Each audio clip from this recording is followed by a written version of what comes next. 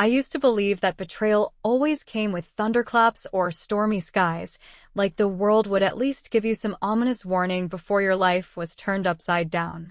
But when it happened to me, the sky was perfectly blue, the birds were chirping in that annoyingly cheerful way, and I was halfway through folding a sundress I had planned to wear in Florence. That was when the bomb dropped. I was humming as I packed, trying to figure out whether I should bring my sketchbook or buy a new one there. Italy had always been a dream, a whispered fantasy I'd carried with me since childhood.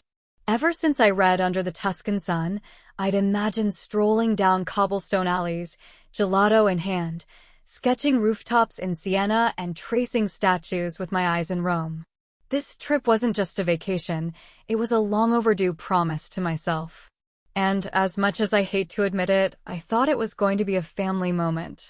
One of those rare times when we'd all get along, even if only for a week. I was crouched over my suitcase, carefully rolling my clothes like the travel bloggers taught me, when I heard her footsteps behind me, soft, measured, as if she were approaching a wounded animal. I turned and saw her, my mother, holding a crisp white envelope in her hand. She was smiling. But not the warm, open kind of smile that tells you good news is coming. No, it was the kind of smile she reserved for waiters who got her order wrong, but who she didn't want to yell at in public. "I need you to hand this to Daniel," she said, her tone sweet but clipped. "Here's his ticket. You're not going." At first, I thought I'd misheard her. Maybe I was just projecting one of my recurring anxiety dreams. But then Daniel swaggered into the room, grinning like he'd just been handed a Nobel Prize for being the favorite child. He plucked the envelope out of her hand without so much as a thank you, barely glanced at me, and said, "Don't wait up." I couldn't speak. My mouth had gone dry, my fingers suddenly frozen around the folded sundress. The silence in the room was deafening, yet my heartbeat thundered in my ears like a war drum. I tried to swallow the lump in my throat, and when I finally found my voice, I could barely recognize the sound that came out. "Enjoy Italy," I muttered, each syllable sharp enough to cut glass. I didn't cry. I didn't shout or demand an explanation. I simply turned back toward my half-packed suitcase and listened as their laughter echoed down the hallway like a slap across the face. The front door closed with a finality that made my chest ache, and I was left alone, not just in the room, but in a way that felt deeper than physical space.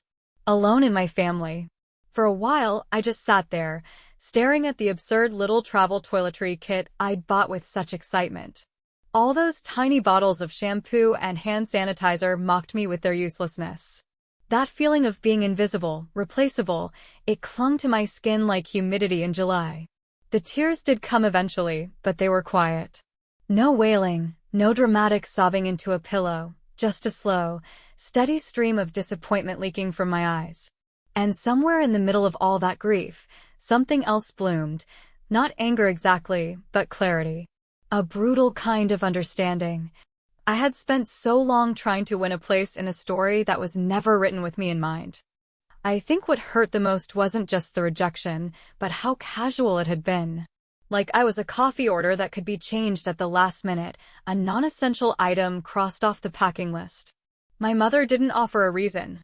She didn't say I'd done something wrong or failed to meet some unspoken expectation. She simply made the decision. Like it was her right. Like I didn't deserve to ask why. So I sat there, surrounded by the neatly folded outfits and all the little dreams stitched into each one, and I made a decision. If they were going to write me out of their story, then I was going to start writing my own. I got up, wiped my face with the back of my hand, and reached for my laptop. Florence wasn't going anywhere. Neither was Rome or Venice or the sea-kissed cliffs of Positano. Maybe I wouldn't have the family trip I had imagined, but that didn't mean I couldn't have a trip. My trip. On my terms. I started researching flights, scribbling notes into a notepad, calculating how much I had saved, and wondering if I could maybe find a last-minute deal. I knew it wouldn't be easy, and I'd probably have to shift a few things around.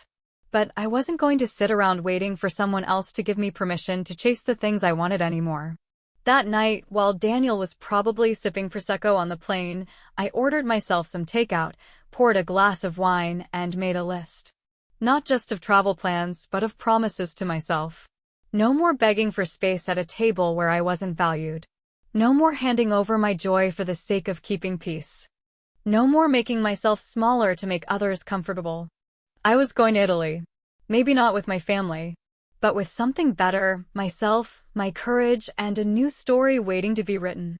The soft hum of my laptop was the only sound in my room as I stared at the screen, my hand hovering over the trackpad, the cursor blinking above the final, cancel reservation, button. My heart pounded so violently against my ribs I half expected it to echo through the quiet room. There was no warning bell, no red siren, no voice of reason coming to stop me. Just that little blue link, the undoing of their perfect trip, all within reach. I clicked. The confirmation page blinked into existence so quickly it almost felt anticlimactic. But then my phone vibrated against the desk, once, twice, and then in rapid succession, a litany of travel alerts and refund notices. I had done it. I had canceled every last one of their flights. Rome, Florence, Naples all vanished with the click of a mouse and the resolve of a daughter who had finally had enough. For a brief, thrilling second, I felt like someone who had finally found her spine after years of keeping her head bowed. A wild surge of satisfaction rose in my chest, one that tasted like freedom and smelled faintly like revenge. It was not just about a trip, it was about years of being overlooked, undermined, and made to feel like an obligation instead of a daughter. This wasn't just a petty act. This was reclamation. This was a line drawn in ink, not pencil. But as the buzz of notifications continued, each one a reminder of the havoc I had unleashed, I couldn't pretend the feeling didn't shift. The initial high, that fleeting moment of triumph, gave way to something colder, something heavier, something knotted and uncertain in my stomach. My fingers trembled slightly as I locked my phone screen and pushed it away from me, as if physical distance could untangle the moral knots I'd just tied myself into. I had canceled a trip my mother had probably spent months planning. I had blindsided my brother, who, for all his smugness and complicity, probably had no idea what was coming. And though they deserved the fallout, at least part of me believed they did, I couldn't shake the sense that I had crossed a line I could never uncross. There would be no undoing this. No quiet apology to patch the fracture. The damage had already begun. I got up from my desk and walked to the window, drawing back the curtain with fingers still shaky from adrenaline. Outside, the sun had dipped low in the sky, painting the horizon with that rich amber hue that always made me feel small and philosophical. People below walked hand in hand, completely unaware of the drama playing out upstairs in my mind. The world, I realized, didn't pause to acknowledge a well-executed revenge. It just kept moving, indifferent to whatever personal revolution you were having. Leaning my forehead against the cool glass, I let my eyes blur over the skyline and tried to name what I was feeling. It wasn't regret, not exactly. I didn't want to undo what I had done, not yet anyway. But there was a weight to it. A ripple of unease, like when you throw a rock into a calm lake and watch the concentric circles spread farther than you expected. It was the knowledge that I had started something, and now I'd have to live with wherever it led. My phone buzzed again on the desk. This time it wasn't a flight alert, it was a text. From Daniel. I turned slowly, already dreading the contents. Daniel, WTF? Why are all our tickets canceled? Are you kidding me right now? The message was blunt, furious, and exactly what I expected. I didn't respond. I didn't trust myself to answer without either escalating things or backing down. And I couldn't afford to do either. Not now. Not after finally standing up. Another message came within seconds. Daniel, did you do this? Because the airline said the tickets were canceled by the account holder, and that's you. I stared at the screen, feeling my heartbeat hammer again with that sick mix of vindication and guilt. I had made myself visible. I had finally forced them to reckon with the fact that I mattered, even if it came with flames and fallout. But I was also bracing for the full impact of their wrath. My phone began ringing. My mother's name flashed across the screen. I watched it vibrate on the table, like it might burst into flames from the force of her fury. I let it ring. Twice. 3 times. Voicemail. Then came another text. Mom, call me immediately. What is going on? This isn't funny. The irony was almost too much. They had laughed in my face just days ago, dismissed me like an afterthought. But now that their precious itinerary was in shambles, suddenly I was someone worth calling. The hypocrisy stung almost as much as the original betrayal. I sat back down at my desk and opened a fresh document. If they wanted answers, I would give them a letter, not a text, not a phone call. Something that couldn't be interrupted or talked over. Something they'd have to sit with, the way I had sat with their silence and smug smiles. I began typing, slowly at first, but with growing purpose. You didn't just take a trip from me. You took years of overlooked birthdays, forgotten achievements, and shrugged off apologies, and rolled them into one final insult. I gave you everything I had, and in return, you gave my place to someone else without so much as an explanation. This cancellation wasn't out of spite. It was out of necessity. It was the only way I knew how to say, I'm done begging to be seen. I stopped, stared at the words, and felt that strange weight shift again. It still didn't feel good exactly, but it did feel true. My phone buzzed once more. I didn't even check it this time. The storm came, not with thunder or lightning, but with the heavy, rapid pounding of a closed fist against my front door. It was almost midnight, and the world outside my apartment had gone quiet, too quiet. The streets below were empty, the kind of stillness that usually brings peace, not dread. But that knock shattered it, each blow against the door reverberating through my bones like the warning toll of a distant bell. I didn't need to look through the peephole to know who it was. Somehow, I already knew. I could feel it in the air, dense, electrified, like the air right before a downpour. I opened the door slowly, the lock clicking like a final drumbeat, and there he stood. My father. His face was tight with fury, his mouth a hard, thin line that barely moved as he stared at me. His eyes, those same eyes that used to soften when I brought home drawings from school or ran crying into his arms after a scraped knee, were ablaze with something I had never seen aimed at me before. Pure, unfiltered anger. What the hell did you do? He asked, his voice low and seething, though every syllable landed like a slap to the face. I stepped back instinctively, part of me still unsure whether to brace for a lecture or a hurricane. You're here, I said quietly, trying to keep my own voice from cracking, so I guess you already know. Oh, I know, he snapped, stepping inside without being invited, as if my home was still just an extension of his own authority. Your mother is crying, Daniel is furious, and now everything's ruined. You didn't just cancel a trip. You embarrassed this family. I blinked, stunned by the sheer audacity of that statement. Embarrassed the family? As if the real issue wasn't the way they had blindsided me and handed my dream to my brother like it was a prize he had somehow earned. Embarrassed the family? I repeated, the disbelief thick in my voice. You're seriously going to stand there and make me the villain in this? Don't start, he barked, waving his hand through the air as if physically swatting away my words. I don't want your drama. What you did was petty. It was immature. And it was cruel. Cruel. The word hit like a sucker punch. I felt it in the gut first, then in my chest, and finally in the heat rising to my cheeks. My hands curled into fists at my sides, more to stop myself from shaking than out of anger. Cruel? I asked, my voice rising despite myself. You gave my ticket to Daniel. You didn't even tell me why. You just took it. Like it was nothing. You're acting like a spoiled child, he shot back, each word sharp enough to draw blood. You think you've been wronged because your brother got to go on one trip? I laughed, short, bitter, and loud enough to make him flinch. It wasn't just one trip, and you know it, I said, finally stepping toward him, the space between us thick with everything unsaid over the years. It's been every trip, every birthday. Every single time I've ever asked for a seat at the table, you've handed it to him instead. His jaw clenched, but he didn't speak. That silence, the way he let it linger, felt like confirmation. Like deep down, Even he knew there was truth in what I was saying, but his pride would never allow him to admit it.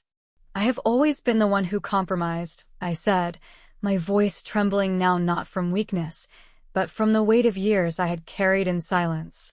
I've bitten my tongue, smiled through tears, celebrated their wins while mine were ignored.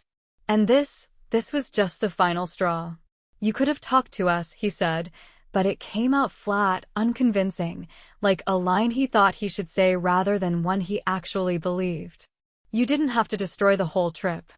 I stared at him, stunned again by how little he still understood. I did talk, I said quietly. You just weren't listening. He looked away then, for the first time since entering, as if the weight of my words had suddenly become too much to hold. But it lasted only a second before the coldness returned to his face.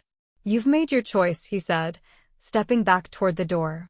Don't come crying to us when you realize what that costs. I opened my mouth to reply, but nothing came out. He didn't wait. The door slammed behind him so hard that the picture frames on the wall rattled. I stood there in the quiet that followed, the echo of our voices still lingering like smoke in a room after a fire. I walked slowly to the couch and sat down, the adrenaline ebbing away and leaving me hollow. My chest ached, not from anything physical, but from the weight of what had just happened. The silence felt sharper now, more permanent. It wasn't just the argument. It was everything behind it.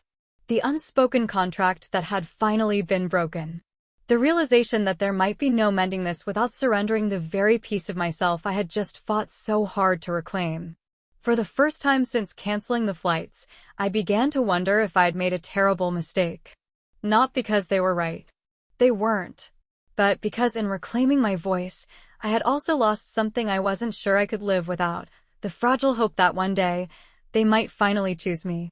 I wrapped my arms around myself and leaned forward, trying to steady my breath. My pride had gotten me this far, but pride doesn't fill the silence when the storm passes. It doesn't sit beside you in the dark or soften the ache in your chest. And that night, sitting alone in the quiet aftermath, I wasn't sure if I had won anything at all. The morning after the confrontation passed like molasses, slow, heavy, and clinging to everything. I woke up with a tightness in my chest that didn't fade with coffee or sunlight. My apartment, normally a comforting place full of quiet routines and familiar corners, felt foreign and hollow, like a hotel room I hadn't meant to stay in. The echo of last night's words still bounced around the walls, and no amount of tidying or distraction could drown them out. There was no denying it now. The silence that followed my father's departure wasn't just absence, it was consequence. I hadn't heard from anyone since. No texts, no angry follow-ups, no passive-aggressive jabs disguised as concern. Just nothing. A void where family used to be. I curled up on the couch with an old blanket that still smelled faintly of lavender detergent, and despite everything, my mind wandered where I didn't want it to go, backwards. It was as if my brain had become a cruel curator, replaying highlight reels of family vacations from my childhood with the sound turned up and the colors brighter than they ever really were. I remembered the beach house in Cape Cod when I was 9, the one where my mom packed sandwiches in a big blue cooler, and my dad dug out a massive sandcastle moat just for me. Daniel had splashed me relentlessly that day, and I'd been furious at the time, but when we all sat around the bonfire roasting marshmallows, I had leaned against him without thinking, letting the warmth and laughter of our closeness override the irritation.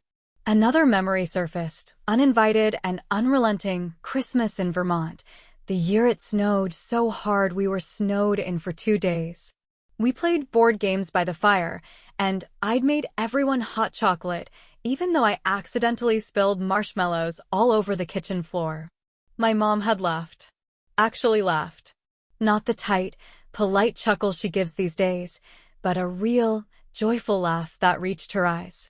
Those moments, brief but bright, were now tinged with bitterness, not because they weren't real, but because I was afraid I'd severed the last threads connecting us to them. In my hunger for justice, I had slashed through nostalgia, hoping it would bleed out my pain. But instead, I was the one left aching. My chest ached with more than silence, it throbbed with guilt. Not just for the act of canceling the flights, but for what it symbolized. For the defiance I wore like armor. For the words I hurled like stones. For the pride that felt righteous in the moment, but hollow in the aftermath. I got up slowly, my limbs leaden with regret, and walked to my desk. My laptop sat open, the glow of the screen waiting like a mirror, daring me to face myself. I hesitated for a long time, staring at the blinking cursor until the outline of an idea formed, an apology, not because I wanted to undo what had happened, but because I wanted to at least try and own the part of it that was mine. I began typing not with the sharpness I had written with before, but with something softer, something more vulnerable, something far more difficult. To Mom, Dad, and Daniel. I know you're angry. Honestly, I would be too. I won't pretend that what I did didn't hurt you, and I won't justify it by saying you deserved it, even though at the time, I felt like you did. I canceled the trip because I was angry. Because I felt invisible. Because when you handed my ticket to Daniel without even explaining why, something inside me cracked. It wasn't just about the flight. It was about every moment I've felt like an afterthought, every time I've been the one to compromise, to step aside, to swallow my disappointment so peace could be kept. But the way I responded was wrong. I wanted you to understand my pain, but instead I just made you feel yours. And for that, I am truly sorry. I'm not asking you to forget what I did or to forgive me right away. I'm just asking you to hear me, to understand that this wasn't about revenge. It was about desperation, about feeling like I would never be chosen unless I forced the issue. And that's not the kind of person I want to be. I miss us. I miss the laughter we used to share, even if it was rare. I miss feeling like I belonged. I hope one day we can sit down and talk, not as enemies, not as rivals, but as a family that's made mistakes and still wants to find its way back. Love. Me. I read it over twice, making only small changes, afraid that polishing it too much would remove its truth. Then I hit send, attaching it to a group message with trembling fingers. Immediately, I felt exposed, like I'd just taken off every layer of armor and stood naked in the middle of a battlefield. The hours that followed stretched longer than I thought possible. I cleaned out my kitchen cabinets. I organized my books alphabetically. I even went for a long walk around the neighborhood, trying to quiet the storm inside me with the rhythm of my own footsteps. But every time my phone buzzed, my heart leapt, and every time it was an app notification or some irrelevant update, my stomach dropped again. Evening came. Then dusk. Then dark. And still nothing.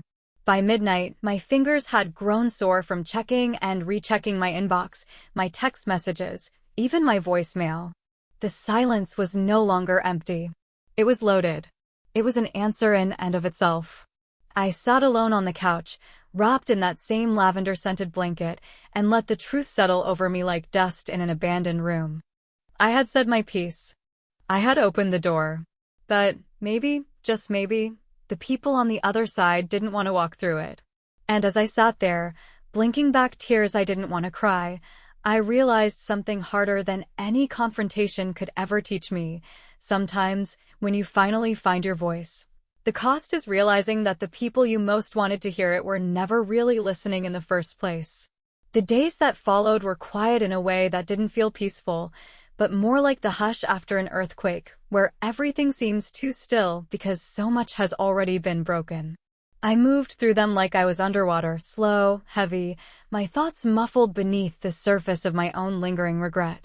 I kept checking my phone out of habit, not hope, because by then I had accepted that some silences are permanent and some doors, once closed, don't reopen no matter how loudly you knock. It had been 5 days since I sent the apology.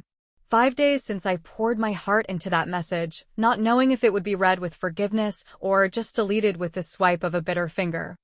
I hadn't expected an answer anymore. I had started doing what people do after loss. I was rearranging myself around the absence.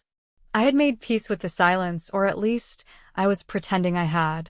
Then, just after sunset on a Thursday evening, while I was curled up on the couch half listening to the hum of a documentary I wasn't actually watching, there was a soft, hesitant knock at my door. It was so gentle. I almost thought I imagined it, like maybe I was finally starting to hear things.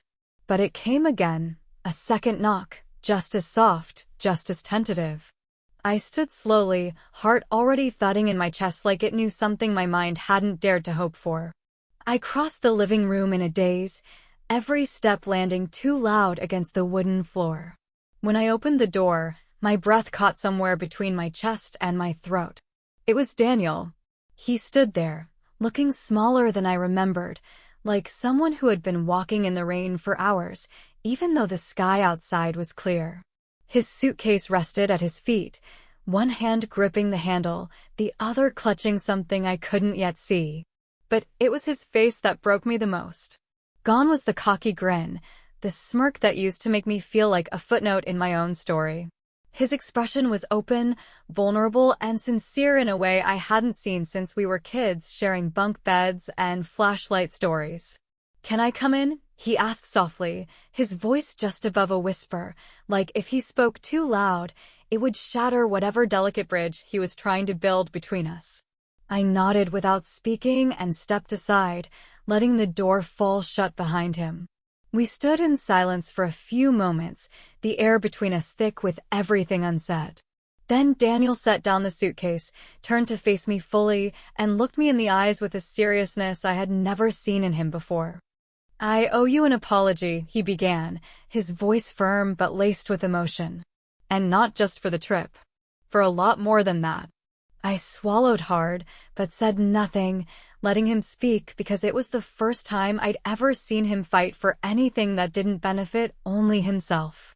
"I knew what that trip meant to you," he continued, his words slow and deliberate. "And I should have said something when Mom handed me your ticket. I should have told her it wasn't right, that it was yours. But I didn't. I took it and I smiled like I'd won something. And now, looking back, I feel sick about it." His eyes shimmered, not quite tears, but close, like he was standing on the edge of a feeling too large to name. "You were right about a lot of things," he added, his voice cracking slightly. "I've always been the one who got the easy path. And I never really stopped to wonder who was building the road I was walking on." I didn't realize I was crying until he stepped forward and gently handed me a tissue from his pocket.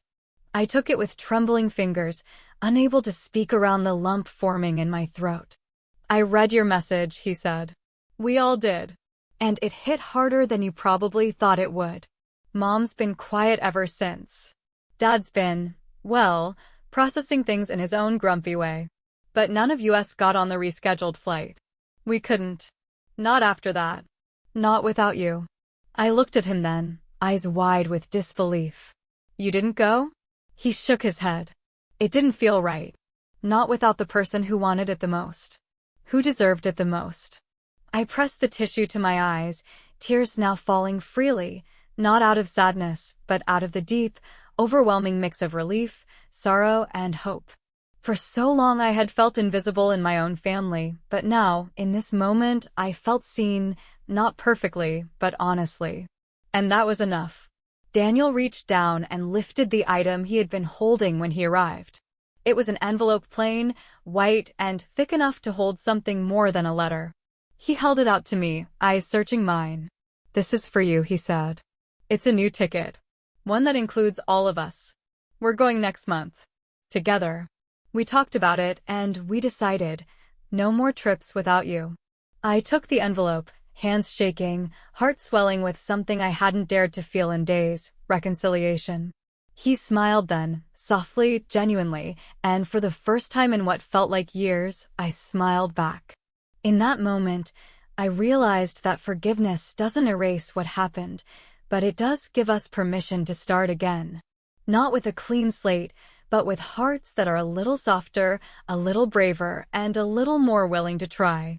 And so, with a suitcase at his feet and a ticket in my hand, we stood there in my living room, not as rivals or estranged siblings, but as a family learning, however slowly, however painfully, how to come back to each other.